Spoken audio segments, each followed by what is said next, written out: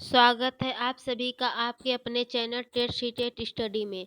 Friends, आज की इस वीडियो में हमने सीडीपी के एक बहुत ही महत्वपूर्ण चैप्टर को लिया है। यहाँ से आप लोग के पेपर में 4 से 5 क्वेश्चन हमेशा पूछ लिए जाते हैं, तो इसको आप लोग बहुत ध्यान से देखिएगा।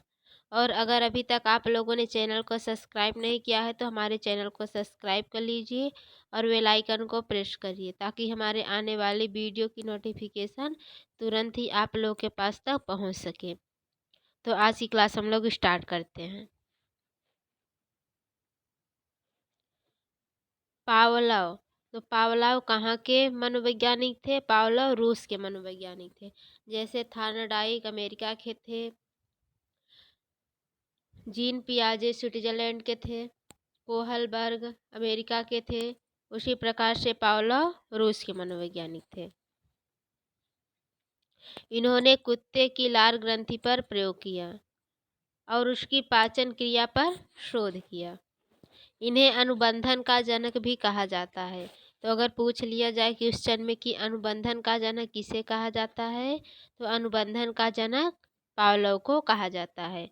पावलोव को 1904 में नोबेल पुरस्कार मिला। तो पावलोव को नोबेल पुरस्कार कब मिला? तो पावलोव को नोबेल पुरस्कार 1904 में मिला। तो पावलोव ने कौन सा सिद्धांत दिया था? तो पावलोव ने अनुकूलित अनुक्रिया का सिद्धांत दिया था। इन्होंने क्या किया कि जैसे एक कुत्ता था तो कुत्ते को पहले घंटी बजाते थे और उसके बाद उसको भोजन देते थे। यह प्रक्रिया कई दिनों तक चलती रहती थी। पहले घंटी बजाई जाती थी, उसके बाद कुत्ते को भोजन दिया जाता था। जब घंटी भोजन को देख करके कुत्ते के मुंह से लार टपकने लगती थी। जैसे ही घंटी बजती तो भोजन उसके सामने आ जाता तो कुत्ते के मुंह से लार टपकने लगती भोजन को देख करके। धीरे धीरे यह क्रिया ऐसे होती गई और फिर अंततः एक ऐसा समय आया जब कुत्ते को घंटी बजाने से ही लार टपकने लगती, चाहे उसके सामने भोजन आए या न आए। जैसे ही घंटी बजती और अगर भोजन नहीं भी आया तब भी कुत्ते के मुंह से लार टपकने लगती। तो यह क्या बन गई थी? यह कुत्ते की एक स्वाभाविक क्रिया बन गई थी। तो पावलोव ने अनुकूलित अनुक्रिया का सिद्धांत दिया। तो पूछ लिया जाए कि पावलोव ने किस जानवर पर प्रयोग किया था? तो पावलोव ने कुत्ते पर प्रयोग किया था। तो अनुकूलित अनुक्रिया के सिद्धांत को और भी अन्य नामों से जाना जाता है। जैसे उसको शास्त्रीय अनुबंधन सिद्धांत के नाम से जाना जाता है, अनुबंधन का सिद्धांत भी कहा जाता है, अनुकूलन का सिद्धांत भी कहा जाता है, उसको क्लासिकल थ्योरी के नाम से भी जाना जाता है। अधिगम का प्राचीन सिद्धांत या परंपरागत सिद्धांत के नाम से भी जाना जाता है। अधिगम का परंपरागत सिद्धांत, चिर सम्यक सिद्धांत, ये सभी सिद्धांत को अनुकूलित अनुक्रिया जो सिद्धांत है उसको अन्य नामों से जाना जाता है। तो कि अनुकूलित अनुक्रिया का सिद्धांत तो सभी को पता रहता है कि पावलोव ने दिया था।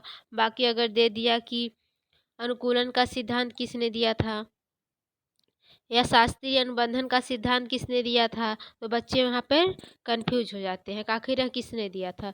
तो यह सभी सिद्धांत पावलोव ने दिया था।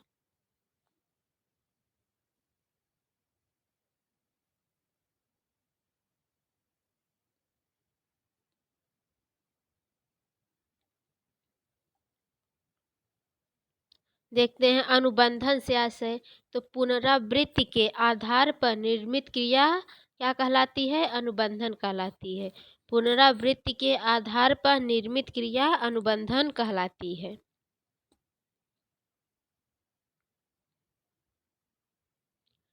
अनुकूलित अनुक्रिया से आशय स्वाभाविक उत्तेजना के प्रति स्वाभाविक क्रिया का उत्पन्न होना अनुकूलित अनुक्रिया कहलाता है। जैसे एक बच्चा विद्यालय जा रहा है, रास्ते में हलवाई की दुकान पर मिठाई देखकर बच्चों के मुंह से लार टपकने लगती है।